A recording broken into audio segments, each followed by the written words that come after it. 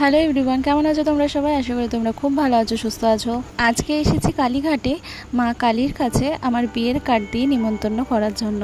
কি সুন্দর দেখুন, কালীঘাট মন্দিরটা এখন করে দিয়েছে, খুব সুন্দর করে সাজিয়েছে। আমি প্রায় 10 বছর হলো মা কালীর পুজো করি, কালী পুজোর সময় নির্জলা উপোস করে। তাই জন্য আমার খুব ইচ্ছা ছিল যে আমি আমার বিয়ের প্রথম কার্ডটা তো আমার বাড়ির ঠাকুরকেই দিয়েছি এবং দ্বিতীয় কার্ডটা আমি কালীঘাটে মা কালীর কাছেই দিয়ে যাব।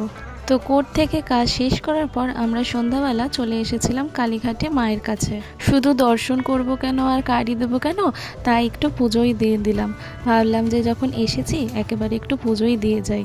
আমরা আমাদের নতুন জীবন শুরু করতে চলেছি, তাই মায়ের আশীর্বাদ তো অবশ্যই নিতে হবে আমাদের। কালীঘাটের এই নতুন রূপ আমার খুব ভালো লাগে। এর আগে যখন এসেছিলাম তখন দিনের বেলায় এসেছিলাম, তাই তখন এত আলোকসজ্জা দেখা যায়নি।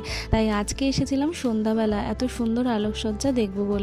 এখন দক্ষিণেশ্বরের মতো কালীঘাটেও আসার জন্য নতুন করে স্কাইওয়াক তৈরি হয়েছে। এখনকার কালীঘাট আর আগেকারের কালীঘাটের মধ্যে অনেক পার্থক্য। এখনকার কালীঘাট অনেক উন্নত হয়ে গেছে, অনেক সুন্দর হয়ে গেছে এবং আগের থেকে এখন অনেক পরিষ্কার পরিচ্ছন্ন হয়ে গেছে।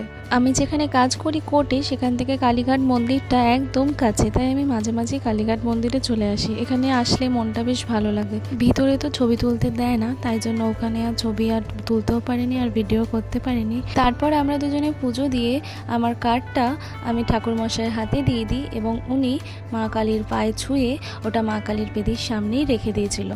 তোমরা যারা যারা এখনও পর্যন্ত কালীঘাটে যাওনি, দেখে আসো কালীঘাটের নতুন রূপটা, তোমাদেরও খুব ভালো লাগবে। আমার তো খুবই ভালো লাগলো, এত সুন্দর করে সাজিয়েছে চারদিকটা, দেখে মনটা জুড়িয়ে যাবে।